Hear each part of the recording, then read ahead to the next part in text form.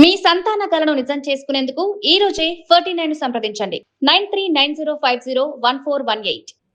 Bollywood star hero Ranveer Singh హీరోగా వచ్చిన movie Dhurandhar. Aditya Dhar దర్శకత్వం వహించిన ఈ మూవీ 2 పార్టులుగా తెరకెక్కింది.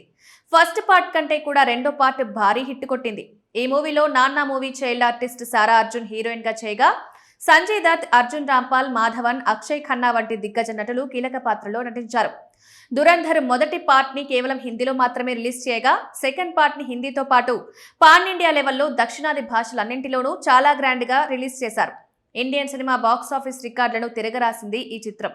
ఈ ఫ్రాంచైజ్లోని 2 చిత్రాలు కలిసి దాదాపు 3100 కోట్లకు పైగా వసూలు చేశాయి. కాగా బాహుబలి పుణ్యమాని తెలుగు సినిమాలకు గ్లోబల్ స్థాయిలో మంచి క్రేజ్ నెలకొంది.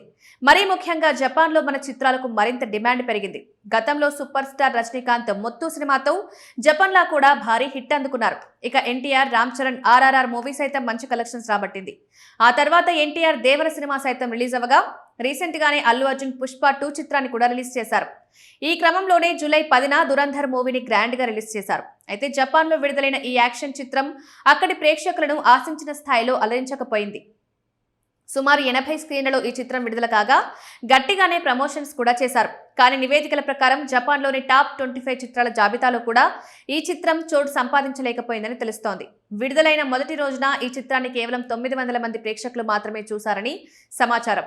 కాగా జపాన్లో ఇప్పటి వరకు సల్మాన్ ఖాన్ నటించిన టైగర్ 3 మొదటి రోజు 1300 టికెట్స్ తో చివరి స్థానంలో ఉంది.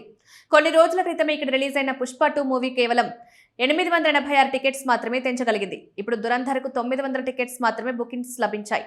దాంతో పుష్ప చెత్త రికార్డుని ఈ మూవీ అధిగమించిందని అంటున్నారు. 8230 టికెట్లతో RRR అతిపెద్ద ఇండియన్ ఓపెనర్ చిత్రంగా నిలిచింది. తర్వాత వరుసగా సాహో, కల్కి, పఠాన్, సలార్, జవాన్, రంగస్థలం, దేవర, బాహుబలి 2, టైగర్ 3 సినిమాలున్నాయి.